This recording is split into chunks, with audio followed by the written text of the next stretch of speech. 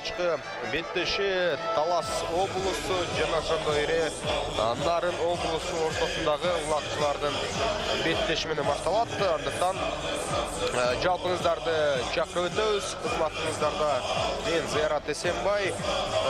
Эки команданын абалдары тууралуу жана ошондой эле бул мендешке кандай даярдыкта келгендиги тууралуу биз алдыда сөз кылабыз. Ага чейин буга чейинки өткөн биз оюндардын жыйынтыктарын айтуу менен баштасак туура болчудай. Мендештин биринчи күнүнүн алкагында эсиңиздерге сала кетсек, Ош облусу жана Нарын облусу беттешти. Атаандаштарын Ош командасы 12-0 эсебинде жеңип алгандыгын айта кетишибиз керек. Жана ошондой эле Ысык Көл командасы менен атаандаштары эң эле кызыктуу оюн болгондугун дагы айта кетилет болчудай. 4-5 эсебинде Бишкек командасы камбэк жараткандыгын эсиңиздерге салалы.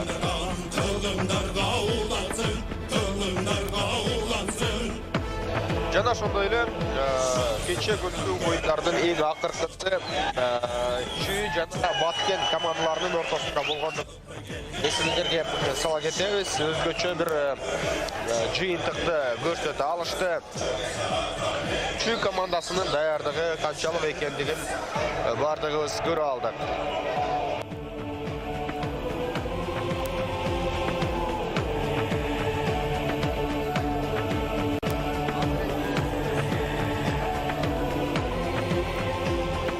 Эки команда Талас облусу жана Нарын облусу. Бүгүнкү 17-сентябрдагы эң алгачкы оюн Нарын үчүн экинчи беттеш, ал эми Талас үчүн алгачкы беттеши. Ачык фаворит команда катары Талас облусун айтып коюшубуз керек. Негизи эле бул беттештер эмес, жалпы турнирдеги башкы фавориттердин бири. Андыктан Нарын командасы үчүн чоң бир сыноо жана ошондой эле тажрыйба топтоочу жакшы беттеш болуш керек. Бирок буга чейин эсиңиздерде болсо Нарын улакчылары Ош командасына каршы болгон беттешинин биринчи таймында, экинчи таймдын биринчи жарымында мыкты жыйынтыктарды көрсөтө алган.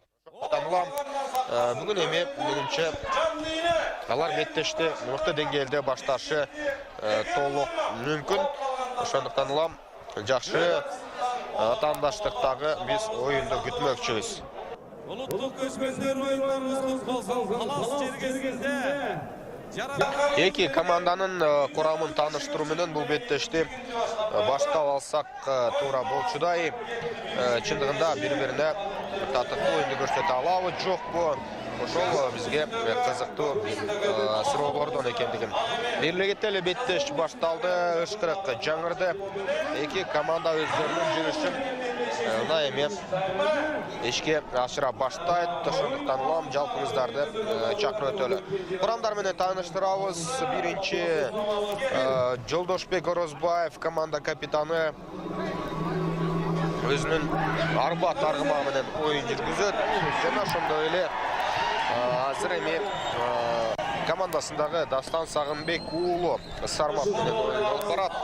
Мадалбек уулу Нияз Трон менен, Марлис Койгелдиев 4-чү Грозный менен, 5-чи Эрлан Төлөбеков Байрак менен, 6-чы Райымберди Жаңыбай уулу Лексус менен жана 7-чи Майрамбек Рыспеков минген аты Береке. Буга чейин Берекени Сейитбек чапкандыгын айта кетели. Азыр ар ким өз облусуна ойногонуна байланыштуу бул эки оюнчу тең өз командаларында. 8-чи Бактияр Жабакиев Торнадо менен, 9-чу Аудасбек Мырзабек уулу Геркулес, 10-чу Кошчубай Илис уулу Спартак, 11-чи Нуржан Мелисбек уулу Буян жана 12-чи Астаркол Табушев минген аты Качевник. Ал эми булардын башкы маштыруучусу өзүбүз билгендей өз убагында улакта жүргөн мыкты оюнчулардын бири Урмат Шерипбеков.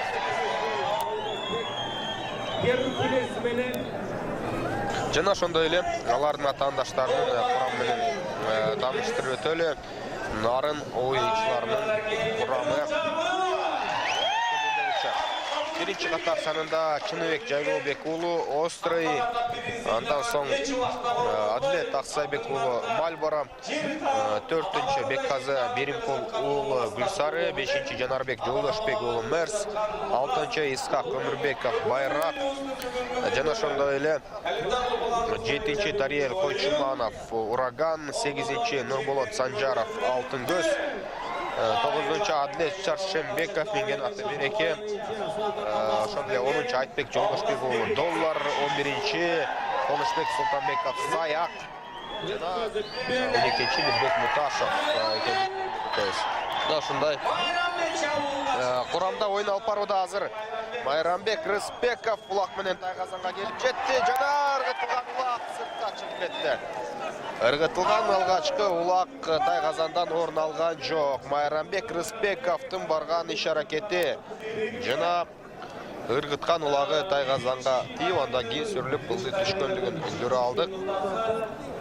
Майрамбек береке менен барып оюн бирлиге кетели.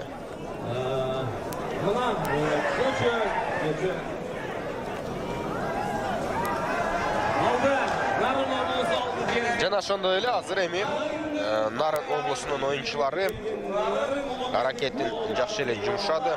Бул жолкусунда эгип кете алган жок, бирок андан ары жакшы мүмкүнчүлүк бар. Бул жолкусунда тайгазанга жакындап келип ыргытылган уак жана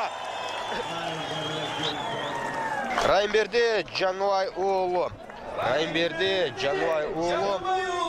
өз аракетин жыйынтыгына чыгарды. Алгачкы салым Талас облусунун пайдасында 4-нчү мүнөттө ишке ашырылды.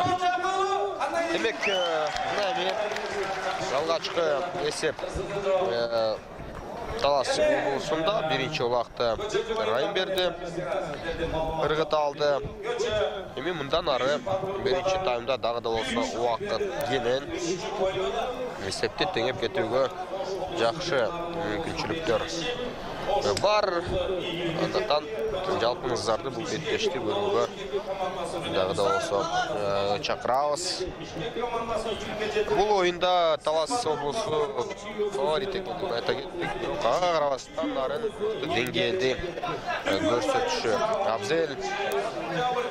Алар менимче барган сайын өнүгүп бара жаткан Көкбөрү курамасы өздөрүнүн облусунан ошол мыкты деген командаларды чыгарып барууда.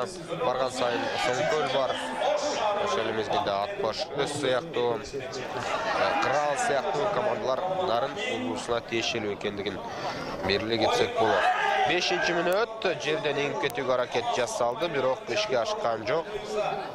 Андан ары азыр эми жүрүшүн улантуу үчүн аракетин Астаркул Табышев көрүүдө. Астаркул Табышев өз тайгазаны көздөй бара жатат жана аутка чыгып кетти.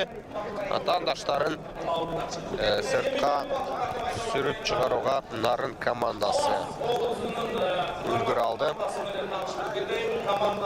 Жана жеке орун алат. 86-жылкы Арбат, чемпионат Арбат. Жекеде өзүңүздөр билгендей, Талас аргымактары абдан күчтүү. Геркулес азыркы учурда биринчи номер экендигин жакшы билсеңиздер керек. Андыктан ага каршы туруу азырынча болбой. Мирбек Муташев менен Аудасбек Мырзабек уулу бири-бирине каршы оюн жүргүзүп жатат. Жерден Аудасбек улакты көтөрүүнүн айласын издеп тапты жана такымга баса элек мезгилде атаандашы Мирбек Муташев өзүңүздөр көргөндөй андан ары тартып алууга аракетин жасап көрдү, бирок мына эми Аудасбек Мырзабек уулу Аудасбек азыр жерден үзгөн соң өздөрүнүн тайгазанында турган кези Нуржан Мелисбек уулуна өткөрүп берди. Нуржан Мелисбек уулу жаңы минип жүргөн аргымагы Буян экендигин айта кетели. Буга чейин Спартак экендиги да айтылган. Жана Тайгазанды көздөй бет алып бара жаткан кезде ыргытууга жакшы мүмкүнчүлүк бар. Эч шашпастан Тайгазанга улакты салып койду. Нуржан Мелисбек уулу өлкөдөгү эң мыкты улакчылардын, чабуучулардын бири. Норuz мелдешинде мыкты улакчы атангандыгын айта кетсек болот. Өзүнүн Каракуш аргымагы менен, бирок бул жолку ушунда башка аргымакты минип чыгып отурган учуру. Экинчи улак, 7-чи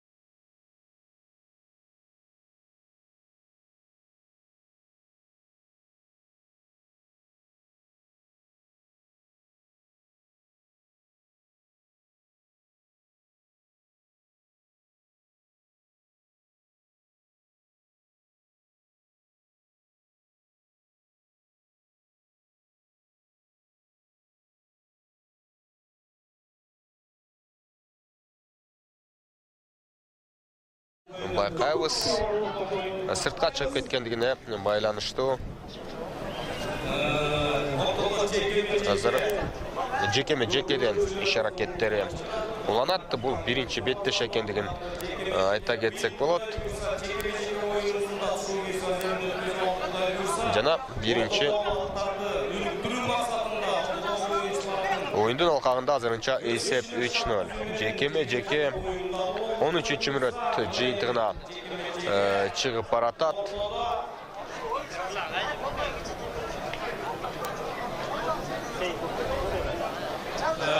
Бирден оюнчу кирип өз аракеттерин жасайт. Билсеңиздер.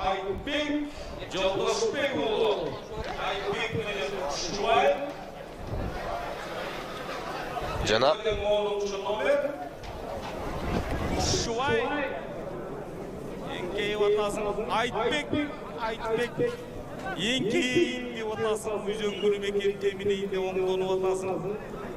Билекке қаршы. Ортоға берілген уақыт ереже бойынша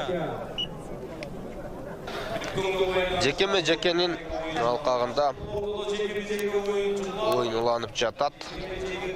Азыр эми бирден оюнчу командаларына жардам берүүнүн айласын издейт. Нарын командасына көбүрөөк керек экендигин айта кетели. Жана жерге эңкейип аракетин уланталган жок. Мирбек Муташев жана атандашы Эрлан Төлөбеков. Ортодо экендигин белгилей кетели. Мирбек Муташев жерден илди. Сол такымга басууга аракетин жасайт менимче. Жок, оң такымга басууга мүмкүнчүлүк бар болчу, бирок сүрмө топ өз тапшырмасын мыкты деңгээлде аткарды. Ошого байланыштуу аут. Биринчи тайм деле жыйынтыгына жакын калды. 5 мүнөттүк убакыт бар.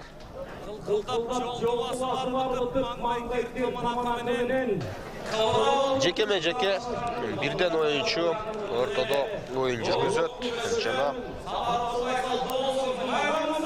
Нарын командасы ортодон жеңип алууга, ортодон утуп алууга аракетин жумшашы керек. Бирок оңой эмес чындыгында. Ошол Геркулес жана мурунку аты Хусейн Көк болгон, азыркы аты Спартак болгон. Ошол аргымак жекеме-жекеде мыкты экендигин айта кетели. Кошчубай Илис уулу менен ошол Аудасбек Мырзабек уулу мыкты жекеме-жекечилерден бири. Урмат Раушан уулу командада жок. Айта кетели маалымат катары. Жана азыр ортодон жылган соң Кошчубай Илис уулу Тайгазанга кезектеги улактыры ыргыт алды. Кошчубай Илис уулу эсеп сандары 4-0. Биринчи таймда артыкчылык бир топко чейин өсүп барууда. 4-0 эсеби жаралды. 10-чу катар сандагы ортодо оюн жүргүзгөн Ынтымак командасынын оюнчусу өзгөчөлөдү алды. 9 команда ойын Кыргыздын Көкбөрү улуттук оюнубуз боюнча жалаң каймактары десек мен эч убакта жаңылбайм. Мен деген мына ушул жерде улуттук көчкөндөр оюндары 2019-да 5-5-100-дүндө Биринчи таймдагы айырмачылык, артыкчылык өстү. Эсеп сандары 4-0. Биринчи таймдын бүтөрүнө 3 мүнөттөй убакыт бар. Жана талаш андан ары уланып жаткан кези аут. Оюнчулар кайрадан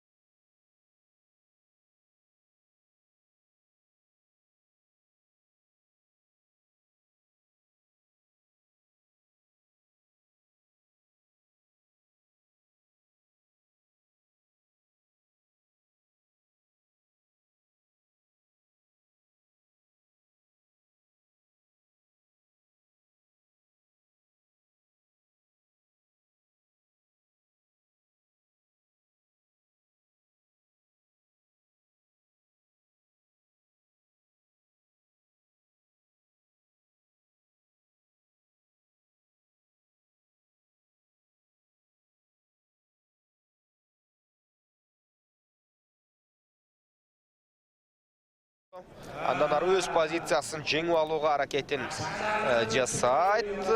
Атандашы жол отпой жатты, бирок кайрадан керкүрөс өз позициясын алып сырыры катлашты. Сыртқа четтетүүгө күчүн жумшоодо. Ылдый эңкейип эңип алуу оңой эмес, бирок Аудасбек Мырзабек уулу такымга басты. Улак Аудасбекте андан ары айлампадан озуп чыгууга, сурулуп чыгууга мүмкүнчүлүк деле жок. Каршылаштар жакын аралыкта кырмалып турган. Ошондуктан өткөрүп берүүнү жасады. Нуржан Мелисбек уулу алдыга озуп көрөт жана тактикалык жактан кандай чабуулду жасай ала тургандыгын, кандай чабуул ишке ашыра ала тургандыгын чогуу байкайлы. Жана Нуржан Мелисбек уулу так азан түбүнө токтор балда атаандашы келип жетти, бирок кыргытууга азыр мүмкүнчүлүк бар. Жана 5-0. 5-0 Нуржандын экинчи улагы. Дароо барып кыргыта алган жок, бирок эсеп сандарын өзгөртүп койду. Биринчи таймдын акыркы минутасында ушундай салымды ишке ашыра алды.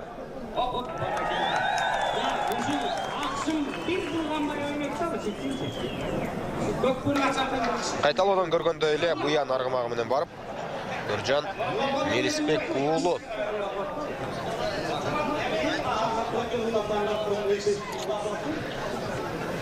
өзүн жакшы жагынан көрсөттү. Биринчи таймдын акыркы секундалары жана акыркы чабуулдар жетишеби? Биринчи бөлүк соңуна келип жетти, урматтуу телекөрүүчүлөр. Салымдар 5-0 салымдар боюнча, эсеп боюнча азыр эми чогуу күтөбүз экинчи жана үчүнчү бөлүктөр алдыда. Жакшы тыныгын берели, эреже боюнча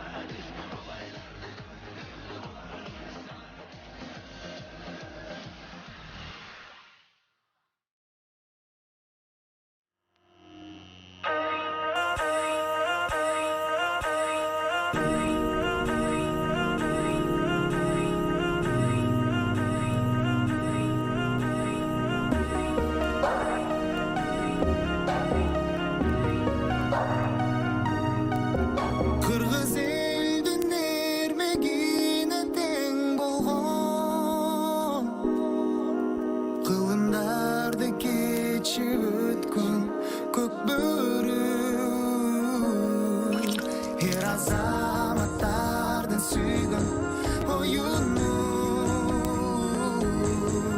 Her gündөгү oynasın bet alamda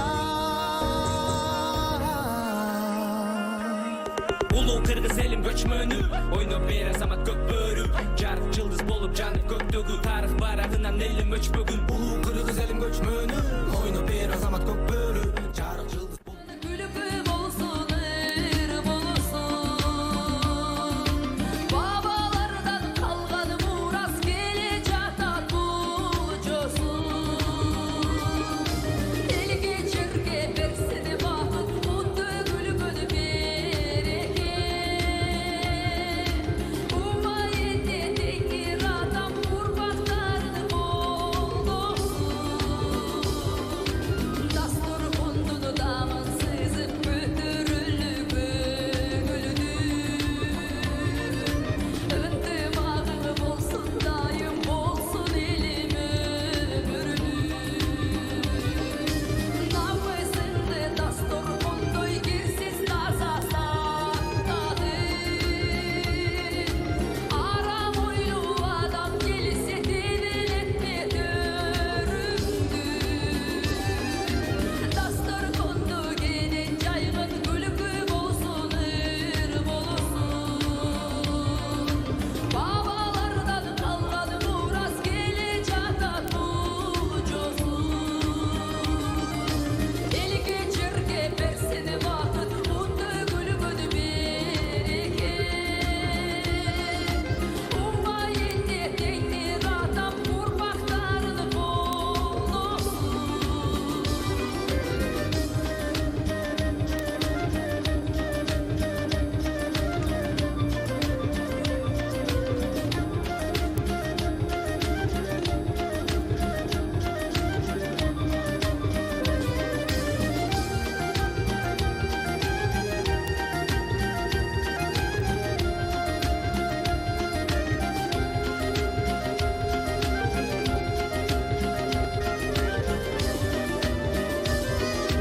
Dastur kondu gelen caygını gülüküm olsun ırım olsun Babalardan kalgan muras gele jatat bucosun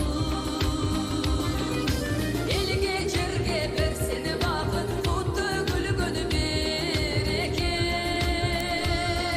Rahmat. Toz ağırtkan ırgaktarыбыздан кейін Улуң жетсин Урумга, кызыбыз барсын Кырымга деген ыргактарынан баштайлы.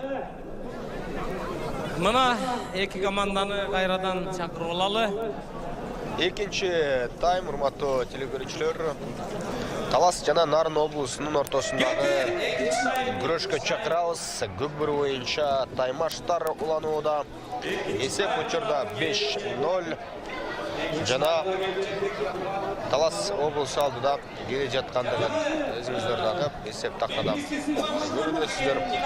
Эми башкы фавориттердин бирине каршы ойноо оңой эмес. Жана дагы бир эле кетели, бирок биз Нарын командасы тарабынан салымдарды күтөбүз. Өз аракетин күчтөшү керек болот. Нуржан Мелисбек уулу Тайгазан түбүндө. Нуржан атты башкарып жакшы эле аракетин улап жатат. Атаандаштары токтотуунун айласын издейт. Бирок таба албайт. Жана экинчи таймдын башталышында Нуржан Мелисбек уулу алды эсебин каттап койду. Биринчи мүнөттүн алкагындагы салым. Нуржан Мелисбек уулу Шуну менен футболдук тилде айта турган болсок, хэт-трик жаратты. 3 улакты салып кое алды Нуржан. Жана мыктылыгын далилдеп бара жаткан кези. Бирок мен мыктымын деген оюнчуларды сынай турган оюндардын баардыгы алдыда. Чындыгында бул тайпанын алкагында Талас жана Ош облустарынын беттеши менимче ат майданда миңдеген көрөрмандарды топтойт. Ошондуктан улам ал оюндарды дагы биз күтөбүз.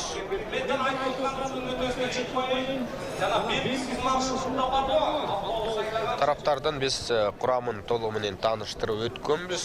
Кайталоону менимче эч кандай кажети жок. Oyunçulardı чындыгында күйөрмандардын көбү таанып деле калды. Азыр ортого бирден оюнчу кирди. Кушчубай Илис уулу жана анын атаандашы ортодо аракетин жасап жатат. Тактап айтсак, Нарын командасынан жаңылбасам Тариел кирген. Жок, бетте Мирбек Муташев кирген болчу. Ал мезгилде жакшы мүмкүнчүлүк жана Талас командасы чабуулуна жакындап келди. Тайгазан төөнөн ыргытууга мүмкүнчүлүк барбы? Нарын облусунун коргоочулары жетип келди. Жалгыз оюнчуну Кошчубайды курчап алышты. Андан ары жол бербей, моюн бербей ойноосу керек болот. Бири-бирине жанаша жайгаштырып кое турган болсо, албетте ыргытып алышат. Андыктан Нарын командасынын жанталашаткандыгы бекерден эмес. Жакшы жүрүш. Биз мындай учурларда көкбөрүдөгү дарбазачылык кызмат аткарды деп коебуз. Бул жолкусунда Нарын командасынан Адылбек Шаршенбеков менимче өзүн жакшы көрсөтө алды. Жекеме-жеке орун алат. Бирден оюнчу, биринчи чейинки аз жерден салынып кала турган улакты кайталоодон көрдүк. Эки оюнчу ыргыткан, бирок биз айткан Адилбек Шаршенбеков мыкты жүрүшүн жасай алды. 1998-жылы төрөлгөн улакчы коргоочулук жакшы бир сапатын көрсөтүп койду. Ал мезгилде Айтбек Жолдошбек уулу, Аудасбек Мырзабек уулу ортодо. Жана Аудасбек биринчи улакты илди. Бакаята районунун өкүлү, оюнчусу райондук мелдештерде өзүн көрсөтүп жүрүп, улуттук курамага чейин деңгээли өсүп жетти. Анын жанына азыр Нияз Мадалбек уулу келип жетти дагы чабуулду жыйынтыктоонун айласын издеп жатат. Ошол эле мезгилде Марлис Койгелдиев бар, командадагы ардагер оюнчулар карьерасы аягына чыгып келе жатат.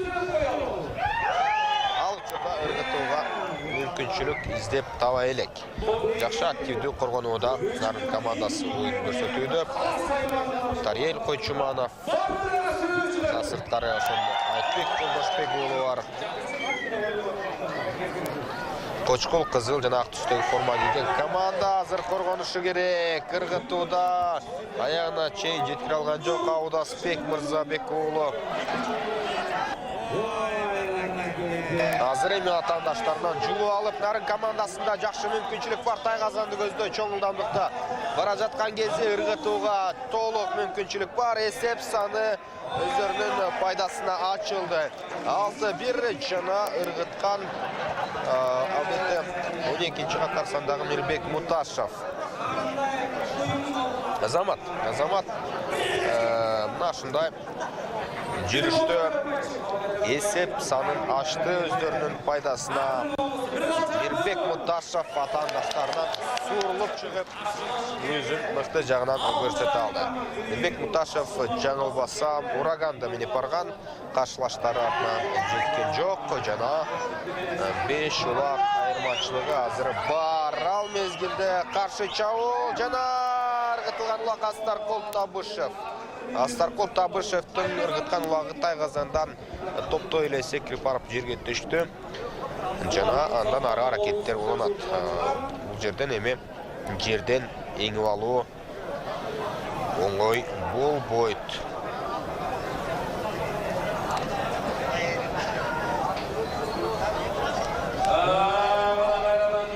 Чогуу байкайлы.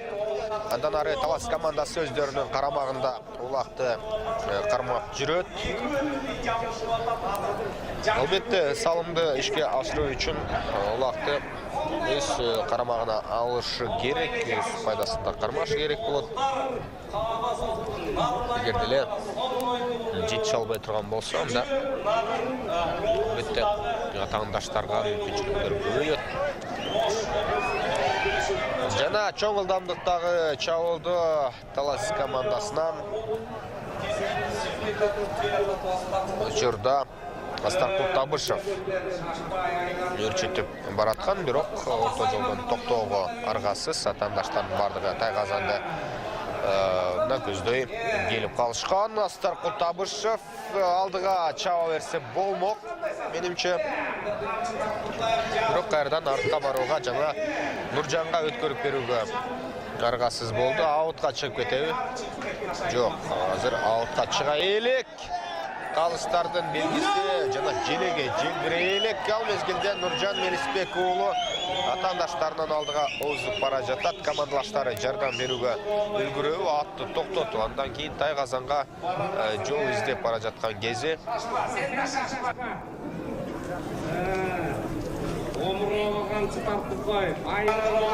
Ат ойнотып азыр атандаштардың Тайғазанның түйінді көпкөчейін тақымға басып жүру деле оңай емес. Аттан жол іздеші керек.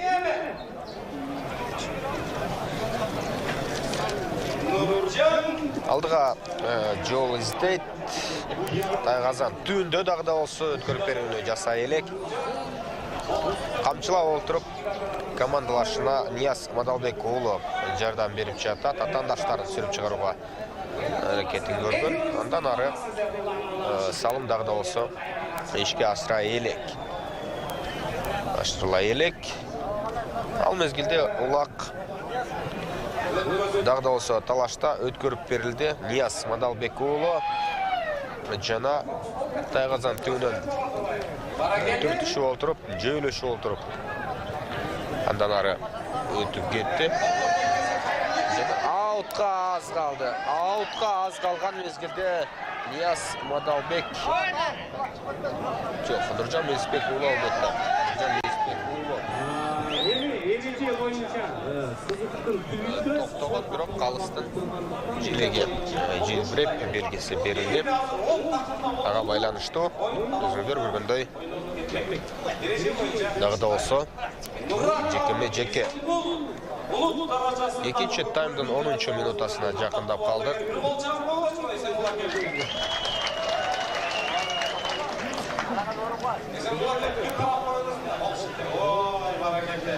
Жекеме жекеде қайрадан әле Аудасбек Мырзабек ұлы егілікті жерден ең алдыдағы тақымға ұлақты басты. Жана айлампадан егілікті шығау жоқпы чоғы өтөлі. Азыр қарсылаштардың Тайғазаны көздөй бет алып бара жатат. Геркулес мықты тапталғандығындағы айта кетсек болады. Бұға чейінки егемендеулік мелдешінде мықты ойынды көрсете алған. Ал мезгілде өткөріп беру атқарылды дағы Майрамбек Рыспеков. Майрамбек Рыспековтың жасаған бақтасаңыздары ұқмасы. Қарсылаштар саят түшті. Жана Майрамбектің ұрғытқан ұлағы Тайғазанда. Өтті жақсы салым. Мықты салым шықын айтқанда. Атандаштарынан үзіліп шығып, сұғылып шығып. Аттан ары салымды ұрғытты аз жерден Тайғазандан сыртқа шығып, жол болса қырынадағы тұрып қала жазады көрініп, бирок андан ары дысылырылып түшіп қалғандығын көрді. Есеп сандары 7-0.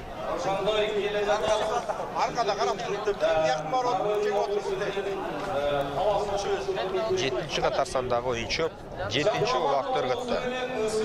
Есеп 7-1 алды. 7-1 бұға чейін есепті 6-1-ге айландырған болшы. Атандаштары азыр әме көрсетіп қой алды. Нарын командасы bir салымды салғандығын есіңіздерге сала кетеміз. Андан ары кейінгі жүріштеріне жол іздеп көрішіт. Фавориттерге қаршы еме ойын жүргізіп жатат. Таттықту чауылдарды жүргізуіне көздейді. Нарын командасы чындығында дағы 1-2 жылдың ішінде меніңше мындан дағы жоғарырақ деңгейге шыға алады. Клубтық мелдештерді өздерін көрсетіп келе жатқан команда. Соле біз жоғарыда атаған Атбашы, Соңкөл, Қыран сияқты командалар мықтылығын жай-жайдан тартылап келе жатат. Ошоға байланышты ұлттық құрамаға таңдап алуға ойыншылардағы көп санда. Андықтан бұл команданың келешегі дағы да осы алдыда десек болчудай. Азырынча ош, чүй жана талас құрамаларына қаршы тұру башқа командалар үшін өте оор. Айтбек Жолдошбек оğlu, Елес Қошчубай оğlu ортада. Ал бүгін сізге жазған ырғақтарды бір айтайын ел жұртын алдында. Есенқұл Акен Қырғыз. Жекеме-жекеде ракеттер уланып жатат. Қошчубай оğlu ракеттер көрді. Қошчубай Елес оğlu данары командасына жақсы мүмкіншілікті алып берді. Майрамбек Рысбеков. Майрамбек ат тізгінін тартып, тоқтатып Тайғазанға жақын келатат. Жана ырғытуға ыңғайлы болбой қалды көрінеді. Қайырдан артқа қайтуға арғасыз командалашына өткөріп берді. Бұл жолқысында өз жүрішін Дастан Сағынбек оğlu улантаты. Дастан Сағынбек оğlu Тайғазанды көзді бет алып келе жатқан кезі, бирок мындай ылдамдыкта Тайғазанға тоқтой бу. Дастан Сағынбек оğluның ырғытқан улағы Тайғазанда. Сармат арғымағымен барып, атандаштардан ашып түшіп, Тайғазанға да кіріп кетті. Есеп сандары 8-1. 8-1. Есіңдерді олсо, егеменділік мелдеште финалдық ойында Дастан Сағынбек оğlu өте жақсы мүмкіншілікті сала албай қалған. Финалда бирок қазіргі мелдеште атқаруысы, чауылды ішке ашыруысы мықты болды. Алғашқы салымын ішке асырды.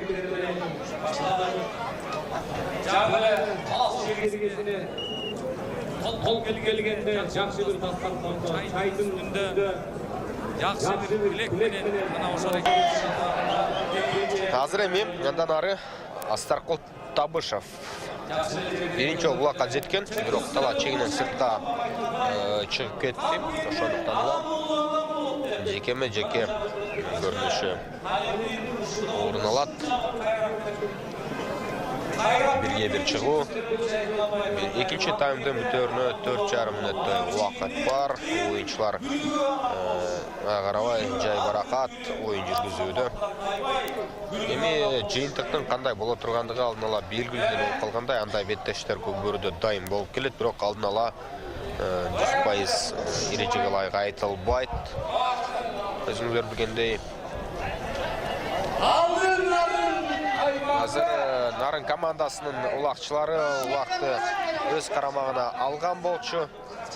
Тақтау айтсақ, Әділет Ақсайбек оğlu Мальбараменен алған. Бирок аутқа шығып кетті.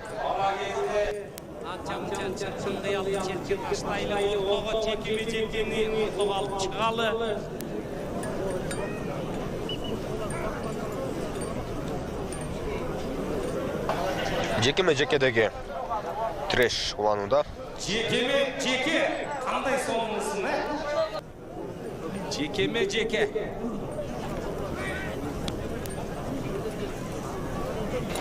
Буга чейинки биз аты жөнүн атап жаткан Илис уулу, Илис уулу Кушчубай. Кушчубай Илис уулу. Айтбек Жолдошбек уулу салышууда.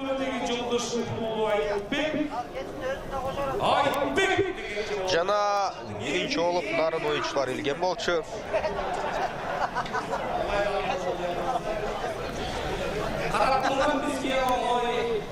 Андан ары аутка чыгып кетти.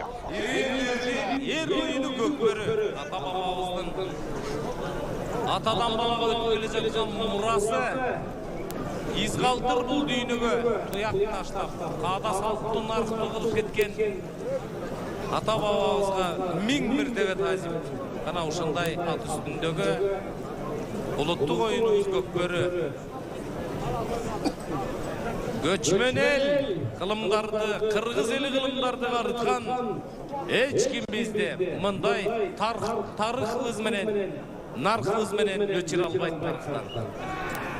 Barbol, çoku olgan tağlardın büyük jeri, çokuday olgan kızıldın jigitleri. Кушчубай Илис уулу Мирбек Муташев жана жекеме жекедеги кезектеги Биреш сыртка чыкты, команданын бардыгы кошулууга мүмкүнчүлүк алат. Эрендердин эр оюну көкбөрү боюнча эки облустун кырандары атсалышууда. Нарын жана Талас облусу.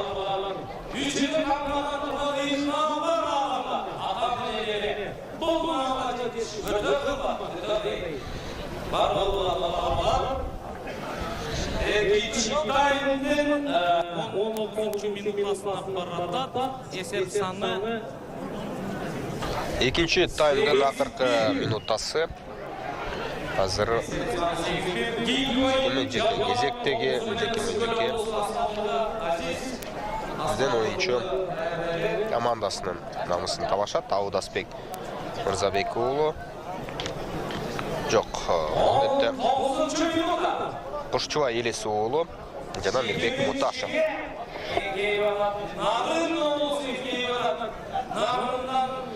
Мирбек Муташев жакшы эле аракетин көрдү. Жана атаандашынан азыр жол кетүүнүн айласын издеди. Андан ары аутка тараптар чыгып кетти. Азыр эми экинчи таймдын акыркы көз ирмемдери командаларга мүмкүнчүлүк менимче чабуул жасоого жок. Алар нууга кетти. Эми үчүнчү жыйынтыктоочу таймды күтөбүз. Эсеп сандары учурда 8-1.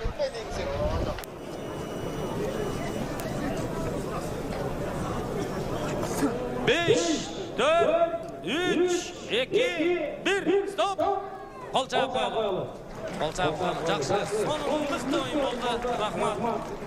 Nарын облысы менен Талас облысы бетбеши экинчи тайм аякталды. Эсеп саны 8-1.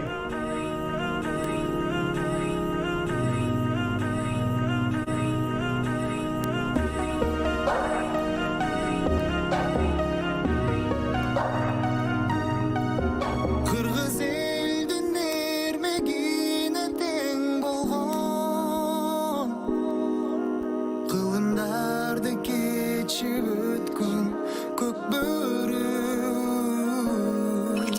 эр азаматтардын сүйгөн оюну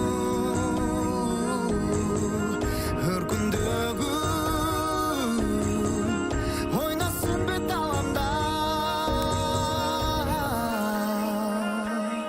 Улуу кыргыз элим көчмөнү ойноп бер азамат көкбөрү жарык жылдыз болуп жанып көктөгү тарых барагынан элим өчпөгүн улуу кыргыз элим көчмөнү ойноп бер азамат көкбөрү жарык жылдыз болуп жанып көктөгү тарых барагынан элим өчпөгүн шамалга жеткирбей чапты кыргыздын эр азаматы куюн салып минген атты күтпөйт айга сатты тапты чаптыр чаптыр жигит чаптыр кууган атаандаштык калтыр бийик кылып кыргыз калкын бек сактагын ата сал Кыргыз элдин эрмегине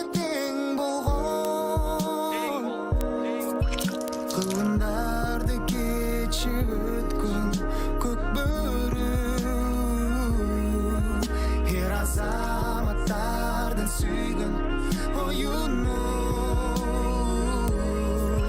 Hörkündögü Улуу кыргыз элим көчмөнү ойноп бер азамат көк бөрү жарык жылдыз болуп жанып көктөгү тарых барагынан элим өчпөгүн улуу кыргыз элим көчмөнү ойноп бер азамат көк бөрү жарык жылдыз болуп жанып көктөгү тарых барагынан элим өчпөгүн улуу кыргыз элим көчмөнү ойноп бер азамат көк бөрү жарык жылдыз болуп жанып көктөгү тарых барагынан элим өчпөгүн улуу кыргыз элим көчмөнү ойноп бер азамат көк бөрү жарык жылдыз болуп жанып көктөгү тарых барагынан элим өчпөгүн кадам баскын көк бөрүгө салым кошкун көтөрүүгө тоскун каршы чыккан затты укугуң жок өткөрүүгө жүрөккө жаккан оюн көк бөрү ойноп калтырбай көптөрү биздин курам дүйнө чемпиондору көңүл салбай сен өтпөгүн көк бөрү биздин оюн биздин оюн көк бөрү Улуу батыр кыргыз элим көчмөнү ойноп келдиктер азамат көк бөрү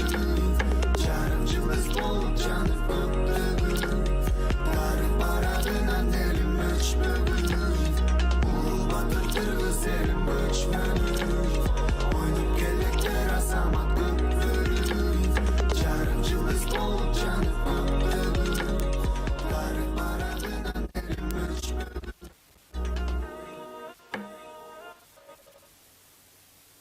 Baylarda göbödü kulağını salat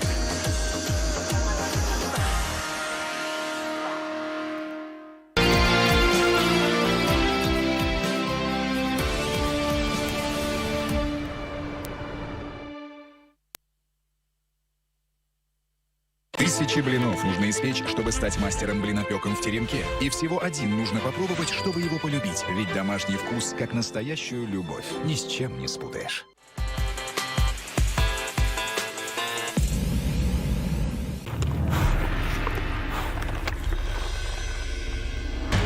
Атандаштардын тайгазанына жакындап келген мезгили. Окуучулардын бири жана Сейитбек Анарбек уулу.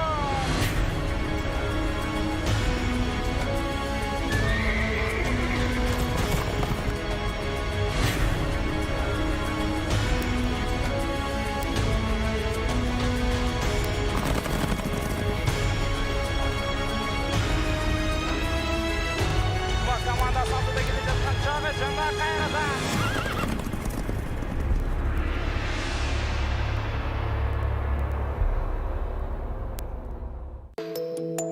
Разными такими видами развлечений пробовал в жизни.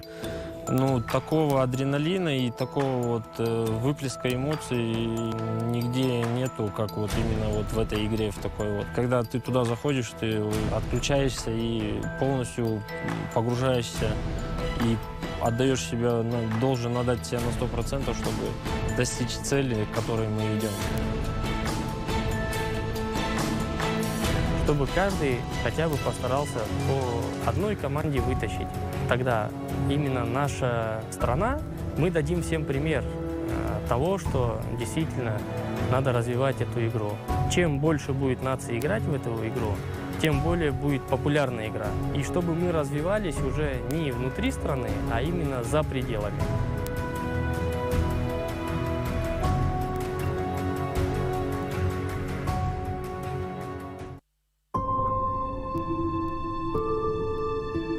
Менин балалыгым дүйнөлүк деңгээлдеги спортчулар чыккан Көкдөб айылында өттү. Бокска мени 10 жашымда атам алып келген. Бокс залынын жоктугуна байланыштуу көчөдө суукка, жамгырга карабай машыгууну баштап, эң алгач колума жыртык мелейди кийгенимде мен өзүмдү бокстун адамы экенимди сезгем. Бокс менин өмүрүмдөгү эң маанилүү жана маңыздуу көзөмөлдөр. Ринг менин үйүм. Мен рингке киргенимде өзүмдү эркин же ошол рингдин ээси катары сезем. Спортто сөзсүз жеңилүү болот. Жеңилгенде мен отуруп калбайм. Жеңилүү мени күчтөндүрөт, кайраттандырат. Кыргызстанга эмгеги сиңген насаатчылардын кол алдында машыгып, тажрыйбамды дагы да өркүндөтүп келем. Үйрөнгөндөрүмдү жаңыдан чыгып келе жаткан өспүрүмдөргө арноодон тажабайм. Ар бир жеңишимди мекенге, кыргыз элиме арнап өзүмдү мыкты сезем. Демек, спорт бул сыймык. Менин спорттогу жеңиштеримдин баары Кыргызстанымды сүйгөнүм үчүн, элим үчүн.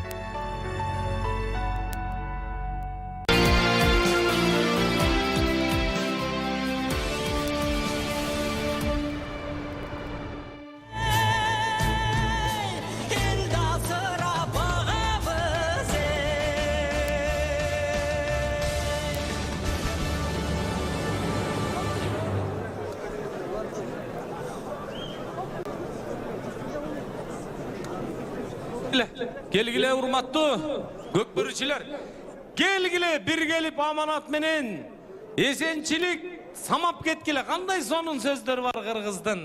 Келгиле, гел. Төргө талас жергесинде төр сиздердики келгиле. Oyun talasına gelgile, kanday sonun çakırı kol bulgalap, alısты жақын kılgan gelip ketiş, amanat bata tilep ketiş gelgile. 3. time.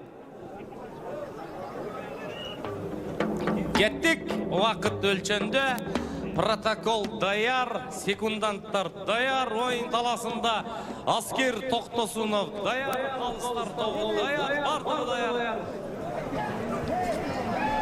Daroli жерден алды, жерден көтерілді олар.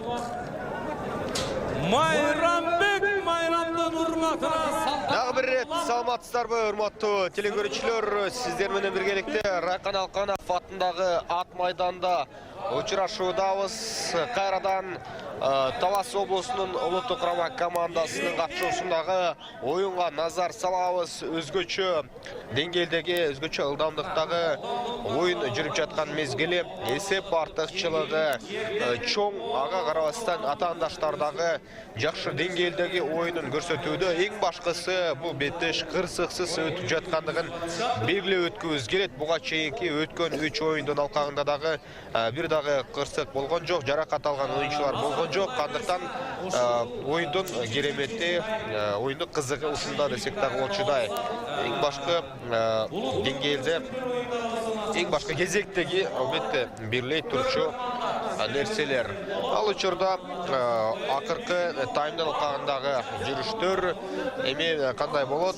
Тайгазан түбүндө ойнолуп жатат. Учурда такымына басып Астаркул Табышев аракетин улантууда.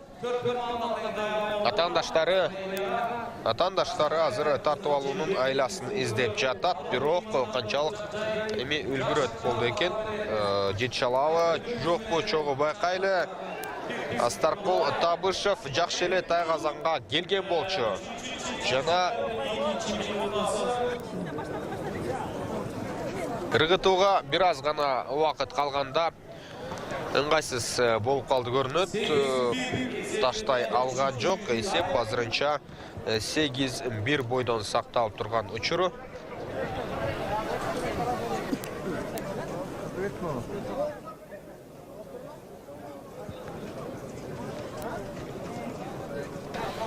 Артыкчылык эми чоң, бирок ага карабастан Нарын командасы башын жерге салып калбашы керек. Алар өздөрүнүн кийинки чабуулдарына болгон жолун табышы зарыл. 3 мүнөт жүрүп жатат. Мына ушундай Азыр эми Астаркул Табышев командалашы Бактияр Жабагиев жардам берди. Ал эми атаандаштардан оюн жүргүзүп Рустам Дүнов алдыда болгон. Бирок оюн чегинде улакты кармап кала алышкан жок. Улак жерде ортодо 1-1 чыгуу. Геркулес жана Рэмбо.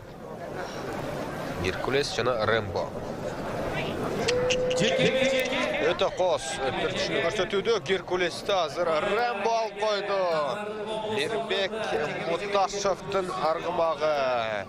Азамат чынында атаандаштан жууп кетүү оңой эмес. Өзгөчө мындай мыкты Арғымақты 4-тіп шығарудағы оңой тапсырма емес.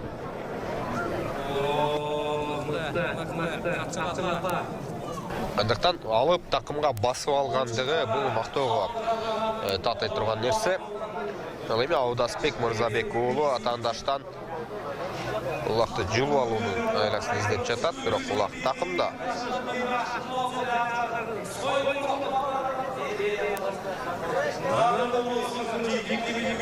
Рэмбо менен Мирбек Муташев чымыркан оюн жүргүзүүдө. Эми чабуулга чыгуунун жолун издеп көрүш керек. Алдыга чыгайын деди, бирок Аудасбек кайрадан тороп чыккан. Коргонууда аракетин жасап көрөт.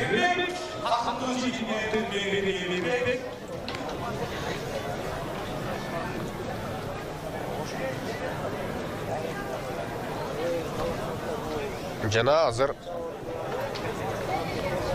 жалпы топ бири-бири менен активдүү оюнду жүргүзүүдө, бирине каршы бири. Нарын командасынын карамагында улак сакталып турат. Атаандаштары ала элек. Бул жолкусунда Конушбек Султанбеков алдыга чыгууга азырынча өтө татаал болуп жатат. Бирок ошентсе дагы атаандаштардын арасынан аралап бара жаткан кезде Тайгазанга жетер маалда коргонуудагы оюнчулар жолдо туруп чыкты. Жана улак жерге түшүп калды. Улак жерде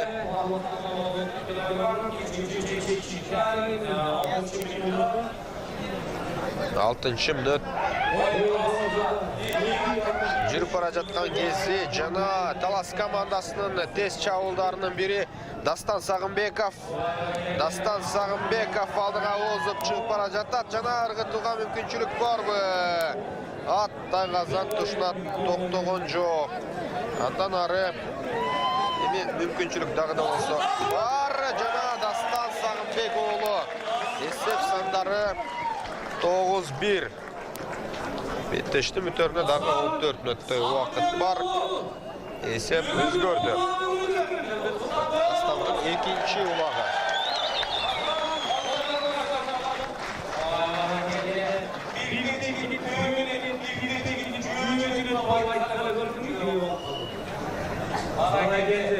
Ашын үйреніп алаптаған 25 жаш қанынан зорланған қылыш болған жас футболшы. Дастан тағы бір ұпайды өзінің командасына алып келді. Акыркы эки улакты Дастан Сагынбеков ыргыткандыгын айта кетели. Ал мезгилде Нарын командасында жакшы мүмкүнчүлүк бар. Жана Улак Тайгазанда кийинки экинчи улакты ыргыта алды. Тез чабуу Жанарбек Жолдошбек уулу активдүүлүк менен иш алып барган. Командасына экинчи улакты салды. 5-нчи катар санда ойногон Мерс менен барып ыргыткандыгын айта кетели. Жанарбек Мерс менен атына заты жарашып оюн жүргүздү десек болот. Эсеп сандары 9-2. Алда дагы кенен убакыт бар. Бир топ салымдарды көрүүгө Бактияр Жабагиев улак Теңер Замат алдыга жетип келди. Жана ыргытууга мүмкүнчүлүк барбы? Жок. Атты башкара алган жок. Тезгенде өз убагында кармап кала алган эмес. Ошого байланыштуу багыт өзгөрүп кетти. Жана жеке. Бар эле, мен жаныма келип сурап атат. Карпбек кайда деп эле сурап атат. Мен тамашага салып айтып барам. Карпбек Чоң улантабыз. Эми кандай боло тургандыгын байкайлы.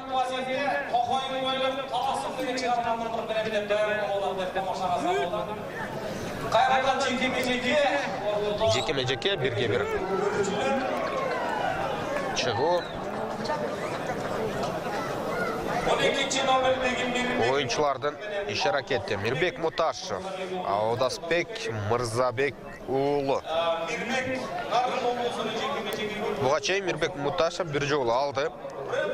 Аудасбектен, Рэмбо Геркулестен. Азыр эми канчалык деңгээлде тирешет, чогуу көрөлү.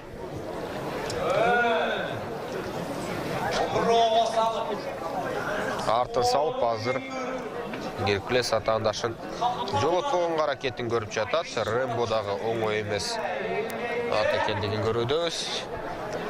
Ортого чыккан мыктылардын бири. Жана Аудасбек Мырзабек уулу жерден илип алды. Такымга дагы басып жаткандыгын көрүүбүз. Жана топтон суурулуп азыр алдыга жетип келди, бирок катандаштардан экөө жолуктурду. Тайгазан түбүндө Аудасбекке азыр командалашы Кошчубай Илис уулу жардам берди. Эки оюнчу ыргытып эсеп санын 2-10го өзгөрттү. Ортодон алып чыкты Аудасбек жазылат, Аудасбекке жазылат. Эмгеги чоң болду мусалымда. Эсеп 2-10. Маңдай тер таман акыны бир кол чабуу менен эле баамдабасак, бул көкөрчүлөрдү артыкчылык менен азыр Талас командасы алдыда 8 улак айырмачылык бар. Жана андан ары кандай болот? Акыркы 10 мүнөттүк оюнда салымдарды көрөбүзбү? Чогуу байкайлы.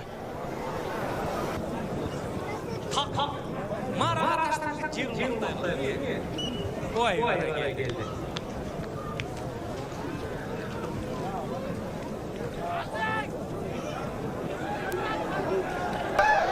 Баштапкы чекитке ташталган улакты азыр жерден Нарын командасынын оюнчусу илип кетти, бирок сыртка четтеп кеткен Исхак Өмүрбеков, Жумгал районунан келген улакчы байрак менен ойноду.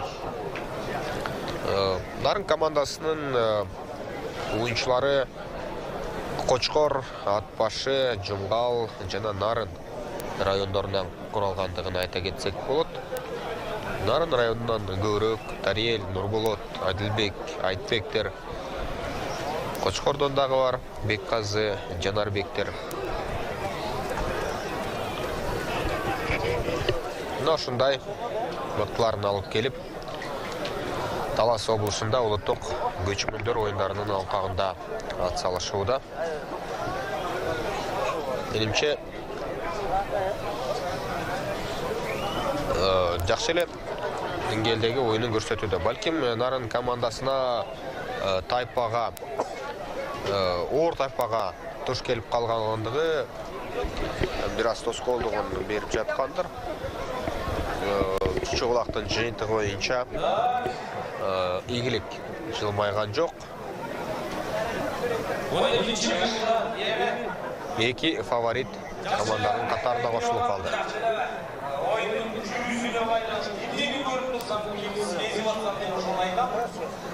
Oyun havasında çekemeyecek oyun çalışmalarında.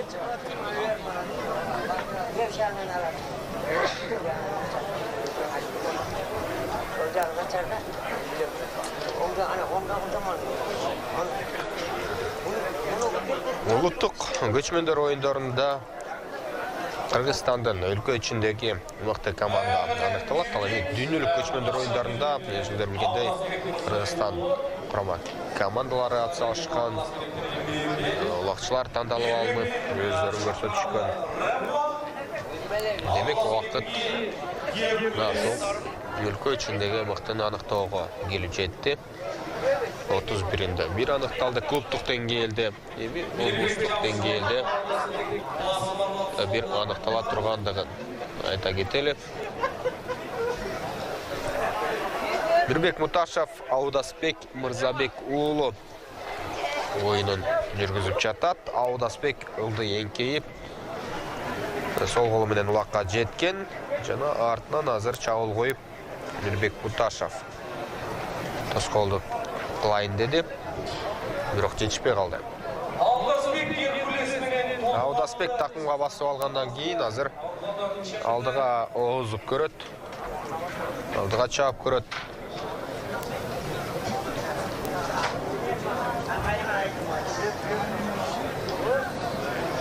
Азыр эми андан ары Майрамбек Рыспековға өткөрүп берди, жана ыргытууга жакшы мүмкүнчүлүк бар. Майрамбекте ыргытылган улактай казанда. Майрамбек Рыспеков өлкөдөгү мыкты улакчылардын бири. 11-2 эсеби капталды. 11-2. Буга чейин эсиңиздерге салсак, Нарын Ош облусу менен ойноп 12 улакты салдырып койгон. Ал эми бул жолкусунда андан бир улак азыраак, алда убакыт бар. Көрсөткүчүн жакшырта алабы, жокпу? Чогуу көрмөкчү.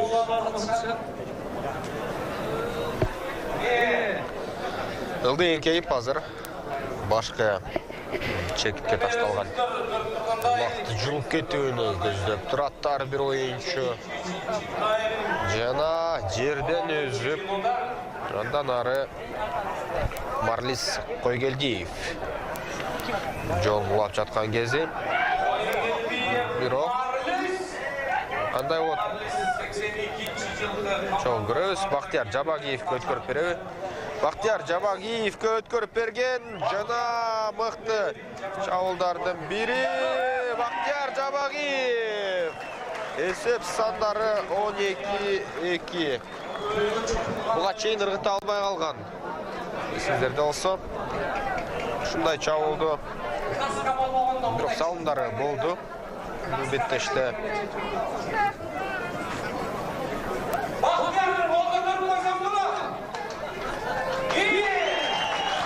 Бактияр Жабагиев Талас облусундагы алдыңкы чабуучулардын бири. Райондук же болбосо клубдук беттештерде өзүн мыкты жагынан көрсөтүп келаткан оюнчулардан тажрыйбалуу улакчы ыргытты.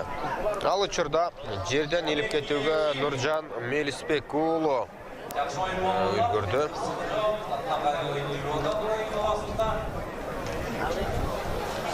Бирок андан ары жерден кайрадан илинди. Бул жолкусунда Нияз Мадалбек уулу.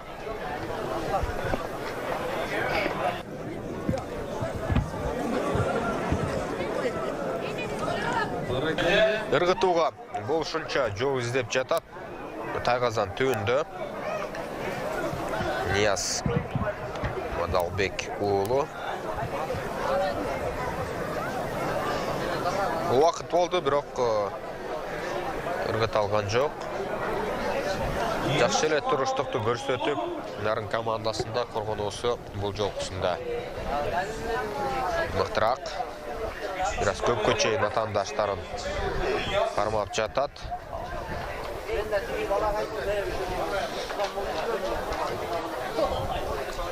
Нияз Мадалбек уулу.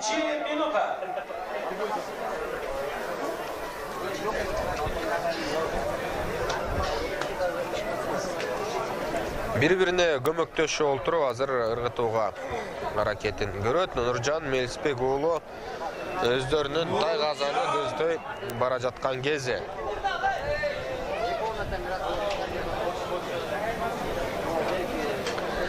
Нуржан Мелисбек уулу азыр өзүнүн буян аргымагы менен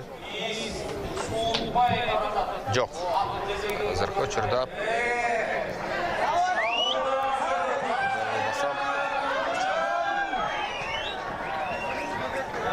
буян менен барды да жана тай казанды көздөй келип жетип атаандаштарын күтүп жатат жана убак салынган жок. Кырына коюп коеюн дедиби?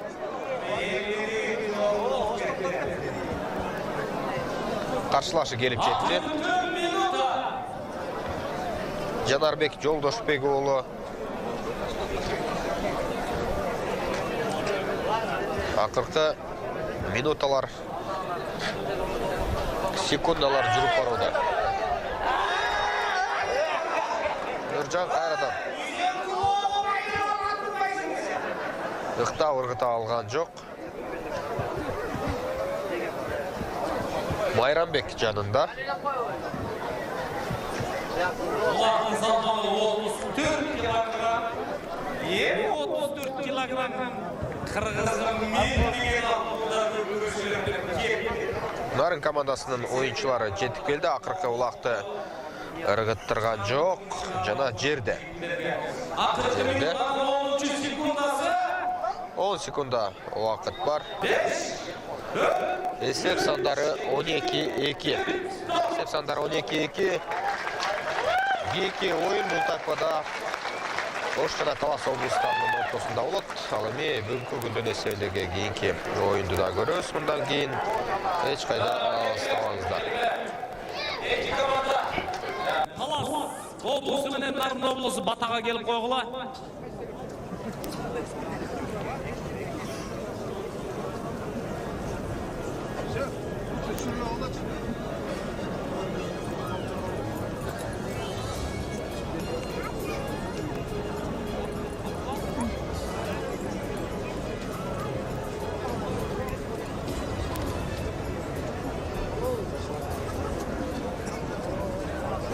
Келгиле, батага келгиле.